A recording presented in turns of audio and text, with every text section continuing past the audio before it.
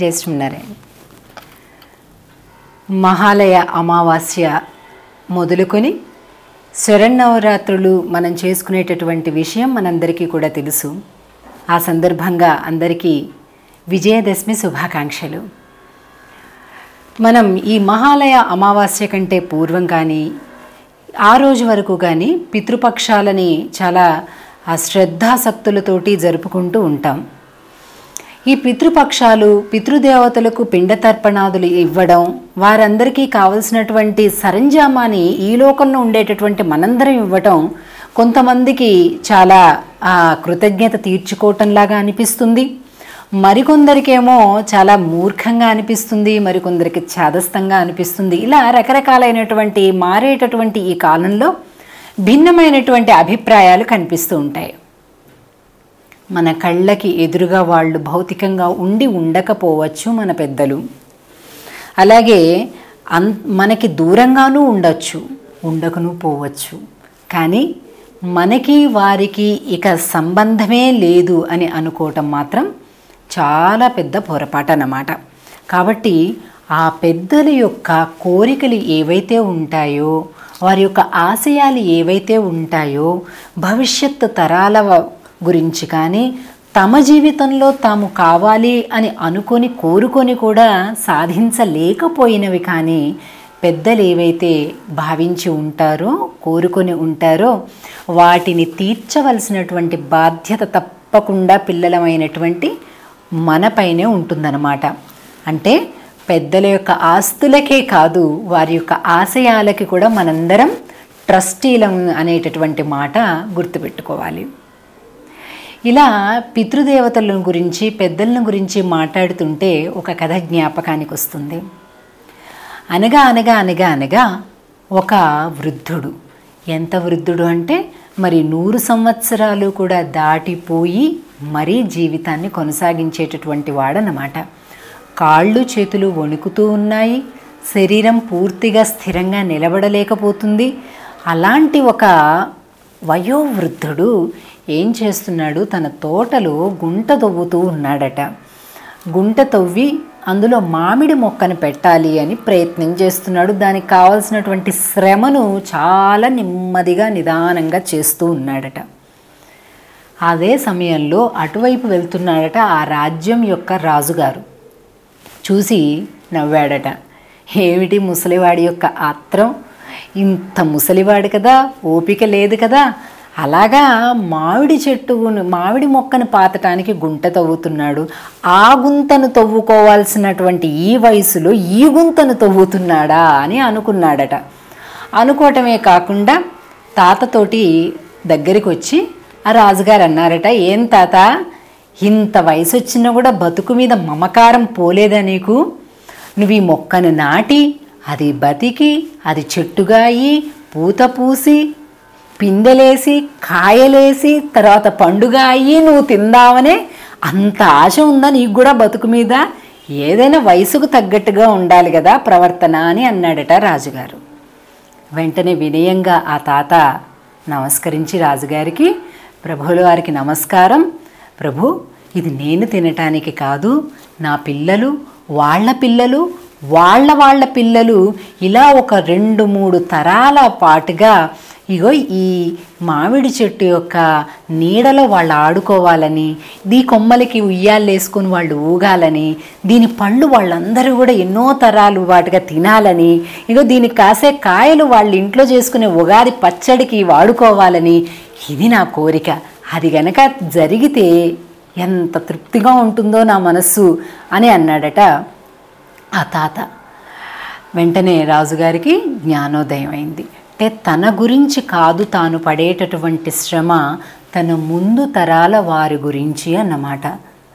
ఇలాగే మనకు కూడా తండ్రులు ఉన్నారు, తాతలున్నారు, ముత్తాతలున్నారు, ఇంకా ఇంకా ముత్తాతలు ఎందరో ఉన్నారు. వారు ఈవేళ నీ కంటికి ఎదురుగా లేకపోయినంత మాత్రాన వాళ్ళు లేరు అని అనలేం కదా. నీవు ఉండడం ఈవేళ ఎంత సత్యమో నీ పెద్దలు ఉన్నారు అనడం కూడా అంతే సత్యం.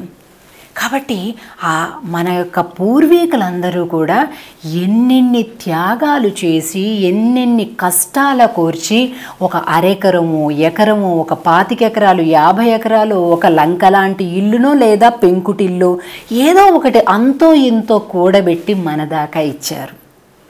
1 ఎకరం అమ్మేస్తే వాళ్ళకు ఉండే అప్పులు తీరుతాయి, 1 ఎకరం అమ్మేస్తే కూతురు పెళ్లి చెయ్యొచ్చు. కానీ వాళ్ళ అవసరాలు కూడా తగ్గించుకొని రూపాయి అనా పోగు చేసి పొదుపు చేసి భవిష్యత్తు తరాల వారికి అని త్యాగం చేసే పెద్దలని సంవత్సరానికి ఒక్కసారైనా కూడా కనీసం స్మరించుకోవటం, శ్రాద్ధాధికాలు సమర్పించటం అనేటటువంటిది మన యొక్క కనీస బాధ్యత. ఒక హిందూ ధర్మంలోనే కాదు, అన్ని మతాలు అన్ని సంప్రదాయాలు దాదాపుగా ప్రపంచంలోని అన్ని జాతుల వాళ్ళు కూడా ఇలా పితృదినాన్ని జరుపుకుంటారు. ఆ రోజు పితృదేవతలను స్మరించుకుంటారు, పూజిస్తారు, వారికి ఇష్టమైన పదార్థాలని పెడతారు. ఏదో ఒక రూపం, ఆచరణ వేరు కావచ్చు, కానీ ధర్మం మాత్రం ఒకటే. పితృదేవతలు తమ పట్ల సంతృప్తి చెందితే తమకి ఈ లోకంలో కావలసినటువంటి సుఖాలన్నీ కూడా దొరుకుతాయి అనేటటువంటి ఒక ప్రగాఢమైనటువంటి విశ్వాసం ఒక్క భారతదేశంలోనే కాదు, యావత్ ప్రపంచం అంతా కూడా అనేక జాతులలో మతాలలో కూడా ఉన్నట్టుగా మనం గమనిస్తాం. ఉదాహరణకి క్రైస్తవులలో కూడా నవంబర్ 1 ఆల్ సెయింట్స్ డే జరుపుకుంటారంటే అందరు సాధువులకు సంబంధించిన స్మరించుకోవాల్సినటువంటి ఒక రోజుగా అనుకుంటూ నవంబర్ 2 మాత్రం ఆల్ సోల్స్ డే జరుపుకుంటారు. అంటే మనకంటే పెద్దల యొక్క త్యాగాలను లేకపోతే వారి యొక్క కథను చరిత్రను అలాగే ఒకసారి స్మరించుకునేటటువంటి రోజు అన్నమాట. అలాగే జొరాస్ట్రియన్సు బుద్ధులు మరణించినటువంటి ఈ వ్యక్తి ఆత్మ ఎలాంటివేవి మాట్లాడనప్పటికీ కూడా పితృదేవతలను స్మరించుకొని వారికి కృతజ్ఞత తెలపడం అనేది కూడా వారి ఆచారాల్లో కూడా ఉందంటే వారు ఇక్కడికి వస్తారు, మనం పెట్టినటువంటి ప్రసాదాలు నివేదనలు ఆరగిస్తారు. ఇప్పుడు మనకి హిందూ సంప్రదాయంలో పిండ తర్పణాదులు చేయడం, ఆ పిండాలని వాళ్ళు గ్రహించడం, తిరిగి లేకపోతే ఇక్కడ మనం పిండం కనుక సమర్పించకపోతే అక్కడ వాళ్ళు ఆకలిగా ఉంటారు అని వాళ్ళు అక్కడి నుంచి మన దగ్గరికి దీవించడానికి వస్తారు అని ఇలాగా రకరకాలుగా మనం హిందూ సంప్రదాయ ప్రకారంగా వింటూ ఉంటాం కదా. కానీ వాళ్ళ సంప్రదాయంలో అలా కాకపోయినప్పటికీ కనీసం స్మరించుకొని పూజించాలి అనేటటువంటిది. ఇక ఈజిప్షియన్ల సంగతి మనకి తెలుసు. ఇలాగా ప్రతి ఒక్క జాతిలో కూడా ఆ రోజు వేరు కావచ్చు, ఆ తిథి వేరు కావచ్చు, కానీ ఆచరణ వేరు కావచ్చు. ఇంకా కొన్ని సంప్రదాయాల్లో చైనాలోని ఒక తెగవారైతే ఉండేటటువంటి కరెన్సీని ఇప్పుడు మనం ఖర్చు పెట్టేటటువంటి ఈ డబ్బుని సంవత్సర కాలం పాటుగా కొంత పెద్దల కోసం కూడా దాచి ఉంచుతారనమాట. దాచి ఉంచి దాన్ని ఆ రోజు ఏ రోజైతే వారు పర్టికులర్గా సమర్పించదలుచుకుంటారో ఆ రోజు దాన్ని కాల్చేసి బూడిద చేసి దాన్ని గాలిలోకి పంపిస్తారనమాట. అంటే ఇది ఒక ధూమ రూపంలో పెద్దలకి చేరి వాళ్ళు దాన్ని వాడుకుంటారు ఆ కరెన్సీని అని వాళ్ళకు ఒక విశ్వాసం. కాబట్టి మనం దేన్ని కూడా తక్కువగా అనుకోకూడదు, చులకనగా భావించకూడదన్నమాట. ఆ చర్య కంటే కూడా ఆ ఆచరణ కంటే కూడా ఇప్పుడు మనకంటే వేదాలు శాస్త్రాలు స్మృతి గ్రంథాలు ఇవన్నీ ఉన్నాయి. అవన్నీ కూడా చెప్పినటువంటి మంత్రాలు మంత్రశక్తి ద్వారా ఇదిగో ఈ ఫలం అలా చేరుతుంది అనేది ఇది మనది ఒక అద్భుతమైనటువంటి తీరు మన భారత సంప్రదాయం. కానీ అలా లేకపోయినప్పటికీ వేరే వేరే రూపాలలో అయినా కూడా పితృదేవతల్ని స్మరించుకోవడం గౌరవించుకోవడం వారి యొక్క ఫలితంగానే కదా, వారు ఇచ్చినటువంటి ఆ జన్యుదానం వల్లే కదా మనం ఈవేళ ఉన్నాం. మనకి ఎంత ఆస్తి ఇచ్చారు, ఎన్ని ఎకరాలు పొలం ఇచ్చారు, ఎంత పెద్ద ఇల్లు ఇచ్చారు, ఎన్ని ఆభరణాలు ఇచ్చారు అనేది ఒకవైపు అయితే మరొక కోణం మనకి ఇంకా ఏమిస్తారు, వాళ్ళు ఇంటి పేరిస్తారు, గోత్రాలు చెప్పుకుంటాం, మనం గోత్రనామాలు ఇస్తారు. ఇదిగో ఫలానా కుటుంబానికి చెందినటువంటి వాళ్ళమండి అని గర్వంగా చెప్పుకునేటటువంటి ఒక కుటుంబ నేపథ్యాన్ని మన పెద్దలు మనకిచ్చారు.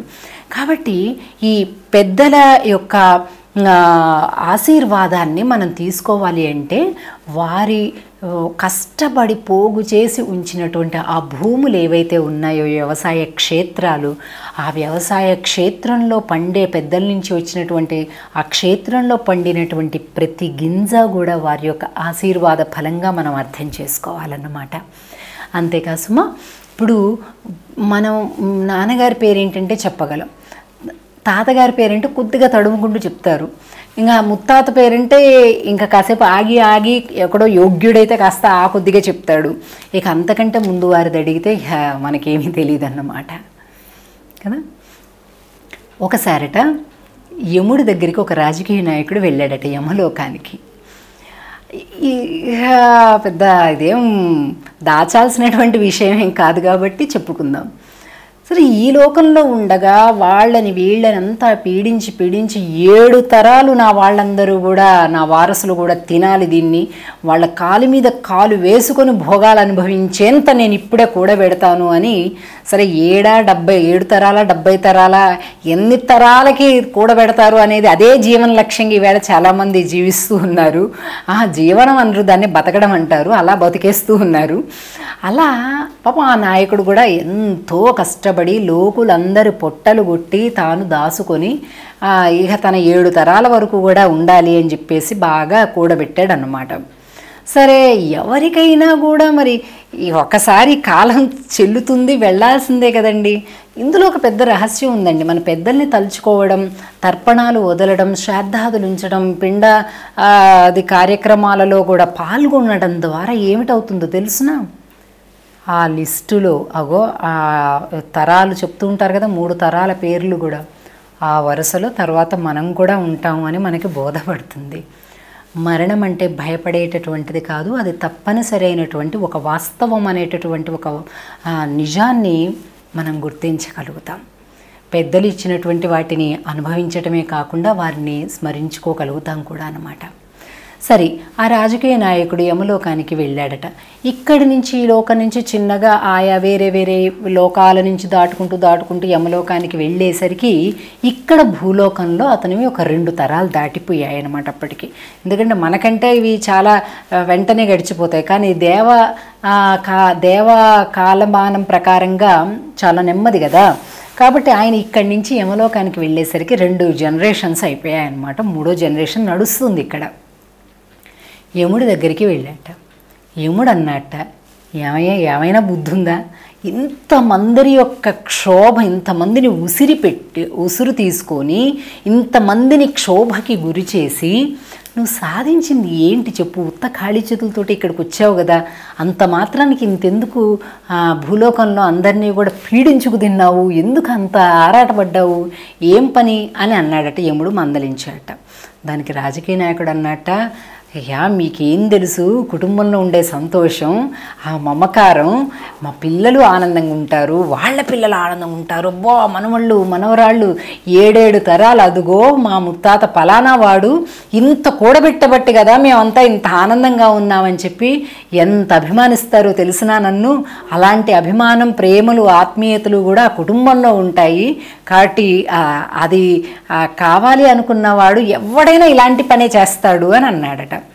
సరే, అయితే యముడు అన్నాడట, ఈ యమలోక బాధలు చాలా ఘోరంగా ఉంటాయి, చాలా అనుభవించడానికి కూడనివిగా ఉంటాయి కదా. కాబట్టి నువ్వేమంటున్నావు, వాళ్ళందరూ కూడా నిన్ను తలుచుకుంటున్నారు, గౌరవిస్తారు అని అంటున్నావు కదా. మరి ఆ ఇంటికి వెళ్ళి, ఇప్పుడు నిన్ను పంపిస్తాను ఒకసారి మీ ఇంటికి వెళ్ళి నిన్ను పూజించేటటువంటి ఆ చిత్రపటం ఏమైనా ఉంటే, నిన్ను పూజించేటటువంటి ఒక ఫోటోనో విగ్రహమో ఏదో ఒకటి అలాంటిది ఏమైనా ఉంటే దాన్ని తీసుకొనిరా, నీకున్న పాపాలు మొత్తం అన్నీ మాఫీ చేసేసి పంపించేస్తాను అని చెప్పాట. సింతే కదా, ఇంకేంటి, భలే యమలోకంలో శిక్ష కూడా తప్పించేసుకున్నాను నా మాటల గారడీతోటి, ఇక ఇంటికి వెళ్ళేసి ఫోటో తెచ్చేసి ఈయనకి ఇచ్చేస్తే సరిపోతుంది అని అనుకొని చకాచక 5 నిమిషాల్లో వాళ్ళ ఇంట్లో పడ్డాట. మరి యముడి దయ వల్ల డైరెక్ట్గా వచ్చేసాడన్నమాట. వాళ్ళ ఇంటికి వెళ్ళి చూస్తే ఏ మూల చూసినా కూడా ఇతని ఫోటో లేదండి, అతని ఆనవాళ్లే లేవన్నమాట. మరి మనం కూడా అంతే కదండి, రెనోవేషన్ల పేరుతోటి లేదా ఎక్స్ట్రాడనరీ ఇంటీరియర్ డిజైనింగ్ పేర్లతోటి పెద్దవాళ్ళ ఫోటోలు ఎక్కడైనా పెట్టుకుంటున్నారా? పెట్టుకోరు, అవసరం లేదన్నమాట. పెద్దవాళ్ళ ఫోటోలు ఎక్కర్లా, వాళ్ళకి బొట్టు పెట్టక్కర్లా, వాళ్ళకి దండలు వేయక్కర్లా, వాళ్ళకు దండం పెట్టక్కర్లేదు, అసలు అవసరమే లేదన్నమాట. ఇప్పుడు మనం ఉన్నామంటే ఇదంతా మనదే అన్నమాట, పెద్దలది కాదు. ఇలా ఒక ఆ ధోరణిలో మనమంతా ఈవేళ లోకం వెళ్తున్నాం.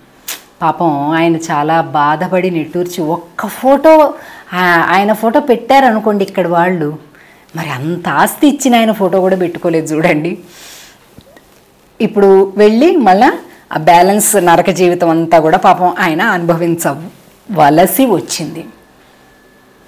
పొరపాటున మన ఇంటి పెద్దవాళ్ళను కూడా యముడు అలా పంపించాడు అనుకోండి, మన ఇంటికి వచ్చారనుకోండి, ఏమిటి పరిస్థితి, మన పెద్దల పరిస్థితి? ఒకప్పుడు ఒక 10 సంవత్సరాల క్రితం మాకు బాగా గుర్తు, ఎవరైనా ఇళ్ళకి ఆహ్వానించినప్పుడు ఆ ఇంటికి వెళ్ళినప్పుడు వాళ్ళు ఇలా పరిచయం చేస్తారనమాట. గోడల మీద ఫోటోలు ఉంటాయన్నమాట. వీరు మా అత్తగారండి, వీరు మా మామగారండి, ఇది వాళ్ళ అమ్మగారండి, ఇగో ఇది వీరు మా నాన్నగారండి, ఇగో ఆయన ఒక రెండో కొడుకండి అని ఇలాగ 1 2 3 4 5 6 ఇట్లా ఫోటోలన్నీ చూపిస్తారు. వాళ్ళకి దండలు ఉంటాయి, మొహాన బొట్టులు ఉంటాయి. సరే పరిచయం చేస్తారన్నమాట. ఫోటోలు చూపించేసి ఇగో వీళ్ళండి ఫలానా, అప్పుడు ఆ ఊరిలో ఉండేవాళ్ళం అండి, ఇంకా వీరి టైం నుంచి ఈ ఊరికి వచ్చామండి. ఇలా వంశ చరిత్ర అంతా కూడా ఇంటికి వచ్చిన వాళ్ళకి ఆ ఫోటోలను చూపించి, వారు లేరు భౌతికంగా అయినా కూడా అలా చూపించి ఇగో ఇదండి మా కుటుంబం అని చక్కగా పరిచయం చేసేటటువంటి వాళ్ళనమాట. ఇది ఒక 10-15 ఏళ్ల క్రితం మాట. ఇప్పుడు కూడా ఎవరైనా ఇళ్ళకి వెళ్ళామనుకోండి, ఇప్పుడు కూడా కొంతమందిని పరిచయం చేస్తారు, మాకు ఫోటోలు చూపిస్తారు. ఏంటది, ఇదిగోండి వీడు యూఎస్లో న్యూజెర్సీలో ఉంటాడండి, వీడు ఆస్ట్రేలియాలో ఉంటాడండి. అంటే కొడుకులు కూతుళ్ళు అల్లుళ్ళు కోడళ్ళు వీళ్ళు ఉంటున్నారన్నమాట దూరంగా. అప్పుడు ఫోటోలు చూపించేవాళ్ళు, ఇప్పుడు ఫోటోలు చూపించేవాళ్ళు. కానీ అప్పుడు ఫోటోలు చూపించింది పెద్దలవి, ఇప్పుడు ఫోటోలు చూపించేది పిల్లలవి. చూసారా, ఇంత తేడా ఉందన్నమాట కాలంలో. కాబట్టి ఈ పరిగెట్టేటటువంటి ఈ ఆధునిక పోకడలలో మనం కళ్ళెం వేసి మనకి బీజాన్ని మర్చిపోకుండా ఉండేటటువంటి ఒక సంస్కారాన్ని మనం అలవాటు చేసుకోవాలి. మూలాన్ని మర్చిపోతే ఎలాగండి కదా. చెట్టు బాగుంది, పూలు బాగున్నాయి, పళ్ళు బాగున్నాయి అని చెప్పేసి కాండం నరికేస్తే ఏమీ మిగలదు మనకి. అలాగే మనం ఈవేళ నిలబడ్డాము అంటే చక్కగా ఒక ఇంటి పేరు, దానికి ఒక కథ, దానికి ఒక చరిత్ర, ఒక గోత్రనామం, ఒక ఇల్లు, ఒక భార్య, ఒక సంస్కృతి, ఇలాగా 10 మంది మన ఇంటి పేరు తెలుసు. ఇలాంటి ఒక హోదా స్థితి మనకి ఇచ్చింది ఎవరు? మన పెద్దలు ఇచ్చారనమాట. కాబట్టి అలాంటి పెద్దల్ని మనం స్మరించుకొని సంవత్సరానికి ఒక్కసారైనా కూడా వారు చేసినటువంటి త్యాగాలకి, వారి యొక్క ఔదార్యానికి, వారు ఇచ్చినటువంటి ఈ సంస్కృతికి, వారసత్వానికి కూడా కృతజ్ఞతగా ఒకసారి ఈ పితృపక్షంలో పిండాదులు సమర్పించుకోవటం, బియ్యాలు దానాలు ఇచ్చుకోవటం, ఇలాంటివన్నీ కూడా చేసుకోవటం. ఇంకా మన శక్తికి, హోదాకి, స్థాయికి తగ్గట్టుగానే ఒక అనాథాశ్రమానికి వెళ్ళి వాళ్ళందరి ముఖాలలో నవ్వును చూసే విధంగా ఏవైనా పంచిపెట్టడం, వృద్ధులకి పంచిపెట్టడం, అలాగే ఏదైనా ఒక ధార్మిక కార్యంలో పాల్గొవటం, లేదా గోదానాలు చేయటం, గోగ్రాసానికి సమర్పించుకోవటం, ఇలాగా రకరకాలైనటువంటి విధాలుగా మనమంతా కూడా సేవలలో పాల్గొని పితృదేవతలకి కూడా మనం సమర్పించుకోవచ్చు. అలాగే ఈ హిందూ ధర్మంలో ఉండేటటువంటి ఈ పితృపక్షంగా పిలువబడేటటువంటి ఈ కాలంలో మనం ఎందుకు ఈ కాలానికే ఎందుకు అంత ప్రాధాన్యత ఇస్తున్నాం?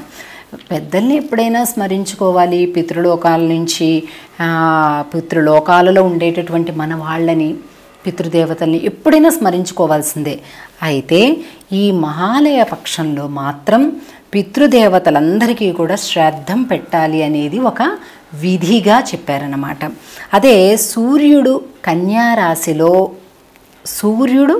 కన్యారాశిలో ఉన్నప్పుడు మాత్రం అప్పుడు వచ్చేటటువంటి ఆ కృష్ణపక్షం ఏదైతే ఉందో, ఆ కృష్ణపక్షమే ఏదైతే ఉందో దాన్నే మనం పితృపక్షం అంటాం.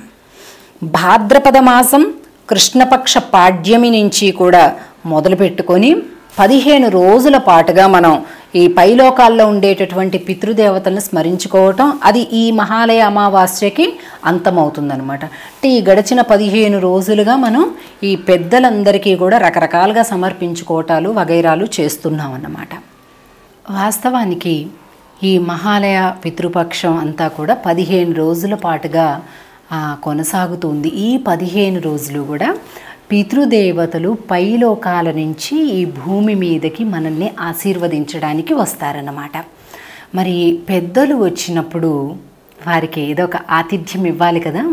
అలా ఆతిథ్యం ఇచ్చేటటువంటి క్రియనే ఈ శ్రాద్ధాదులు అన్నమాట. శ్రాద్ధం పెట్టడము అంటే శ్రద్ధతో పెట్టడం అన్నమాట. శ్రద్ధతో పెట్టేటటువంటి ఆ పిండాదులే పెద్దలకి చేరుతాయన్నమాట. ఈ మధ్య ఒక వ్యక్తి మా దగ్గరికి వచ్చి ఒక సందేహాన్ని అడిగారు. ఏంటంటే ఆయనకి తల్లిదండ్రులంటే చాలా శ్రద్ధ, ప్రేమ, గౌరవాలు ఉన్నాయి. కానీ భార్యకి పూర్తిగా ఇష్టం లేదు. ఈ పిండాదులు సమర్పించటం, శ్రాద్ధాదులు నిర్వహించడం ఇవి కూడా ససేమిరా ఇష్టం లేదు. మరి ఇప్పుడు శ్రాద్ధం పెట్టినటువంటి ఈ ఆహారం తర్వాత ఉండేటటువంటి ఆ శేష ఆహారాన్ని కుటుంబ సభ్యులు భార్యతో సహా కూడా అతను తీసుకోవాలి అనేది కదా శాస్త్రం. మరి అలా తీసుకోవాలి అంటే మరి భార్యకేమో వాళ్ళంటే ఇష్టం లేదు, ఏం చేయాలి అని అడిగారు. దానికి శాస్త్రాలలోనే ఒక చక్కటి పరిష్కారం ఉంది. ఏంటంటే శ్రద్ధ కలిగినటువంటి వారే తీసుకోవాలి అని అన్నారు, కానీ కుటుంబ సభ్యులు భార్య తీసుకోవాలి అన్నారు. అంటే అక్కడ భావానికి అంత ప్రాధాన్యత చూడండి.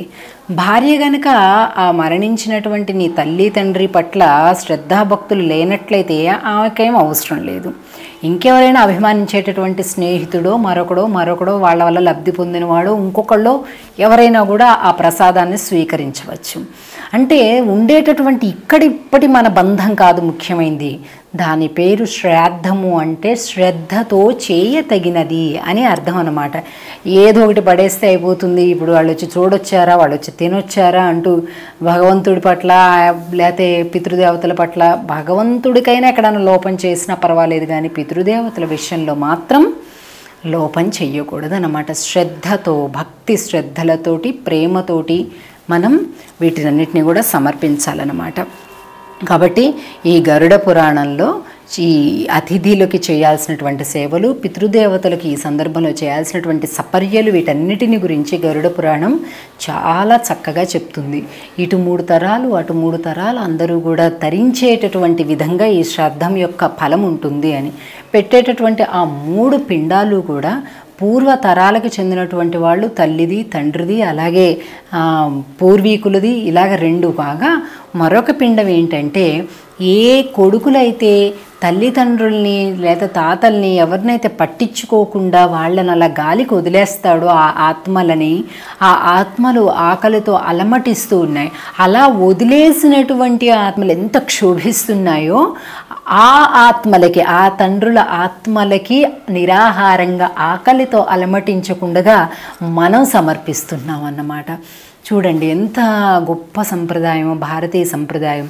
ఆ పెద్దలకి, మన పెద్దలకి మనం చూసుకోవటం మాత్రమే కాకుండా ఇంకా ఎవరైతే అలా నిర్లక్ష్యం చేస్తారో పెద్దలని చూస్తున్నాం కదండి ఈరోజు రేపు. పెద్దల పట్ల అలాంటి ఒక బాధ్యత లేకుండా మనం ఏం తిన్నాం, మనం ఏం తాగాం, మనం ఏం సుఖాలు అనుభవించాం అనేది తప్ప అసలు పెద్దల గురించి కానీ ఎలాంటి కించిత్ భావన లేకుండా, కృతజ్ఞత లేకుండా, గౌరవం లేకుండా గడిపేటటువంటి చాలా హేయమైనటువంటి జన్మలని, జీవితాలని కూడా మనం చూస్తూ ఉన్నాం. అలాంటి వాళ్ళందరైనా కనీసం ఇలాంటి మహాలయ అమావాస్య పుణ్యతిథి రోజు ఇంతమంది ఇంత శ్రద్ధాసక్తులతో చేస్తున్నారు, కనీసం మనం కూడా ఏదైనా కొంతైనా చేయాలి మన పెద్దలకి అనేటటువంటి ఒక చిన్న సంకల్పం తీసుకున్నా కూడా చాలా సంతోషం కలుగుతుంది. ఇంత చెప్పినందుకు కానీ, ఇంత తెలుసుకుంటున్నందుకు కానీ. కాబట్టి ఈ పెద్దలు, పితృదేవతలందరినీ కూడా మనం గౌరవించడం, తలుచుకోవటం ఇవన్నీ కూడా ధర్మశాస్త్రాలు చెప్పినటువంటి ఒక పద్ధతిలోనే జరుగుతున్నాయి. దేవరుణం తీర్చుకోవాలి. ఆధ్యాత్మికత ఎప్పుడైతే మనం కలిగి ఉంటామో దేవరుణం తీరుతుంది. మహర్షుల యొక్క గ్రంథాలను ఎప్పుడైతే పఠిస్తామో ఋషి రుణం తీరుతుంది. అలాగే భూత రుణం, మిగిలినటువంటి మనం తినేటటువంటి ముద్దలోని మొదటి ముద్దని పశుపక్ష్యాదుల కోసం మనం పక్కకు పెడతామో అది కూడా భూత రుణాన్ని తీర్చుకున్నట్లు అవుతుంది. మరి పితృరుణం తీర్చుకోవడం అంటే, పితృరుణం అంటే మరి మాతృరుణం ఎలా అండి అని అడగకండి.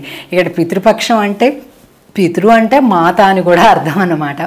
కాబట్టి పితృరుణం తీర్చుకోవడం అంటే ఏంటి అంటే ఇదిగో సరిగ్గా శ్రద్ధగా శ్రాద్ధాదులను నిర్వహించటం అన్నమాట. వారి ఆశయాలను నిజం చేయటం, వారు ఉన్నటువంటి ఊరు ఏ గ్రామం అయితే ఉంటుందో దాని యొక్క బాగోగులు మనకెంత చేతనవుతుందో దానిలో మనం ఆ సేవలో పాల్గొనడం ఇలాగా ఉంటుందన్నమాట. అంతేకాకుండా తప్పనిసరిగా చేయాల్సింది ఏంటంటే వరాహ పురాణంలో చెప్తారు. వరాహ పురాణంలో ఒక శ్వేత మహారాజు అనేటటువంటి ఒక మహారాజు ఉన్నాడు. ఆ పురాణంలోని కథ. ఆయన చాలా గొప్ప సంపద కలిగినటువంటి వాడు, కుబేరుడంతటి వాడనమాట. ఆయనకి ఆయన గురువుగారు చెప్పారు, వశిష్ఠ మహర్షి వచ్చి, బాబు ఇదిగో ఈ పలానా రోజు అన్నదానం చెయ్యి అని చెప్పారు.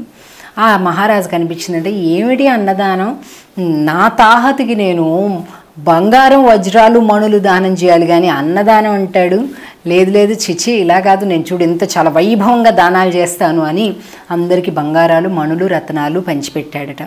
కానీ మరణించిన తర్వాత ఆయనకి ఆకలి దప్పులు తప్పలేదు. ఎందుకంటే ఈయన ఇక్కడ అన్నదానం చేస్తే అక్కడ ఆయనకవి ఆలంబనగా వచ్చేవన్నమాట. కాబట్టి ఆయన రత్నాలు బంగారాలు దానం చేసినా ఫలం రాల. అదే ఇంత అన్నం దానం చేస్తే తర్వాత ఆత్మ క్షోభించకుండా ఉంటుందన్నమాట. ఇక తన తర్వాత తరాల వారు అన్నదానాలు చేసే వరకు కూడా ఆ పితృదేవతలు ఎంత క్షోభిస్తారు అంటే తమ శరీరాన్ని తామే భుజిస్తూ బతకవలసి వస్తుందన్నమాట. భగవద్బంధువులారా, మన పితృదేవతలకు అలాంటి కష్టాలని కలిగించకుండా మనం ఇక్కడ అన్నదానాలు సంతర్పణలు ఎప్పుడైతే చేస్తామో అప్పుడు వాళ్ళందరూ కూడా అక్కడ సుఖంగా ఉంటారు. నిజానికి వాళ్ళని తలుచుకొని మనం దానాలు చేస్తే ఏముందండి, పోయిన వాళ్ళు ఎలాగూ తిరిగిరారు, పోయిన వాళ్ళు ఎలాగూ పోయారు అంటే జీవితం మీద ఎప్పుడు కూడా విపరీతమైనటువంటి మమకారాన్ని కలిగి ఉండడం, ఇవన్నీ మనమే కట్టుకుపోతాం మోసుకుపోతాం అనేటటువంటి ఒక భ్రమలో బతకటం చాలా పెద్ద పొరపాటు అన్నమాట. మనం బాగా అభిమానించేటటువంటి వారి దగ్గర నుంచి వెళ్ళేటప్పుడు ఎలా బాధగా ఉంటుందో మన మనస్సు, అలాగే మరి మనల్ని వదిలి వెళ్ళేటప్పుడు కూడా మన పెద్దలు అంతగా బాధపడతారు కదా. కాబట్టి అంతగా బాధపడుతూ మనల్ని విడవలేక వెళ్ళినటువంటి మన పెద్దలు మనకి కొన్నింటిని వదిలిపెట్టి వెళ్ళారు. ఇక్కడ ఏంటవి, ఒక పాత ఇల్లు, కొద్దిగా పొలం, అది ఒక పడక కుర్చీ, అలాగే ఒక బ్లాక్ అండ్ వైట్ ఫోటోలు, ఇలా ఏవో కొన్ని పాడైపోయినాయి, కొన్ని మంచి వస్తువులు, ఇలా ఏదో పెద్దలు తమ జ్ఞాపకార్థం మనకిచ్చి వెళ్ళారు. వాటిని కాపాడుకుందాం, వాటిని ప్రేమిద్దాం. ఆ వస్తువుల వెనక వారి యొక్క ప్రేమ ఆత్మీయతలను మనం స్మరించుకుందాం. ఇలాంటి ఒక ఉన్నతమైనటువంటి ప్రేమ ఆత్మీయతల్ని మనం ఎప్పుడైతే కలిగి ఉంటామో పెద్దల యొక్క ఆశీస్సులు మన వంశాలను నిలబెడతాయి. మన వంశం చక్కగా నిలబడాలి, వంశోద్ధారకులు చక్కగా ఉండాలి అని అంటే అర్థం మన పెద్దల యొక్క అనుగ్రహం మనకు కావాలి అని అర్థం. క్రైస్తవంలో కూడా ఉంది ఇలాగ పెద్దల యొక్క రుణం తీర్చుకునేటటువంటి కృతజ్ఞతలు తెలిపేటటువంటి ఒక రోజు.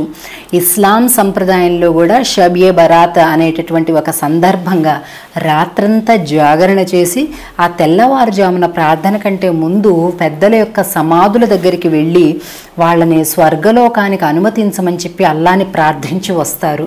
అంటే వాళ్ళ సంప్రదాయంలో ఇప్పుడు మనకి పితృపక్షంలో ఈ సమయంలో ఉంది, వాళ్ళకి మరొక సమయంలో ఉందన్నమాట.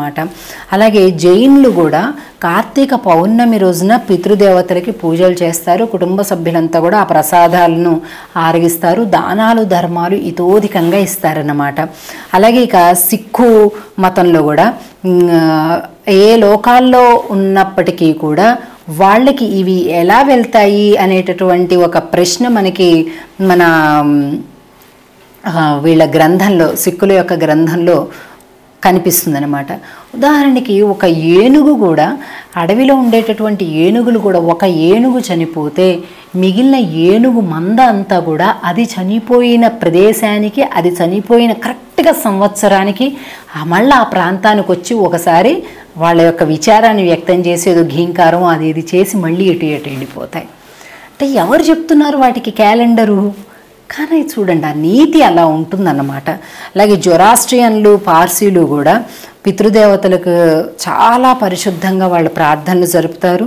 పార్సీల క్యాలెండర్ ప్రకారం వచ్చేటటువంటి ఒక నిర్ణీతమైనటువంటి డేట్ 8వ నెల 10వ రోజున తప్పనిసరిగా పితృదేవతల రోజు అని అట్లా వాళ్ళు కూడా జొరాస్ట్రియన్లు వాళ్ళ మతం ప్రకారంగా చేసుకుంటున్నారు.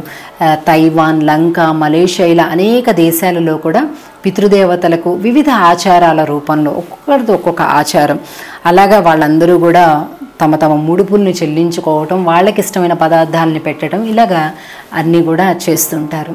కాబట్టి ప్రియ భగవద్ బంధువులారా, మనం ఉన్నాం, మనం తింటున్నాం, మనం హాయిగా ఉన్నాం, మనం పోతాం, ఇలా కాకుండా మనకంటే ముందు వాళ్ళ పట్ల ఒక కృతజ్ఞతని ఆవిష్కరింపజేయటమే ఈ పితృపక్షం యొక్క ప్రధాన ఉద్దేశం. కనుక భక్తి శ్రద్ధలతో పెద్దలకు పిండాదులు సమర్పించడం, శ్రాద్ధాదులు నిర్వహించటం అనేటటువంటిది మనం చేయాలి. రాబోయేటటువంటి ఈ విజయదశమికి ముందుగా ఈ పితృకార్యాలను చేసి పితృదేవతల యొక్క ఆశీర్వాదాలను తీసుకొని ఇక చక్కగా నవరాత్రులు కూడా అమ్మవారి అనుగ్రహంతో జరుపుకుంటూ ముందుకెళ్దామని కోరుకుంటూ జై శ్రీమన్నారాయణ.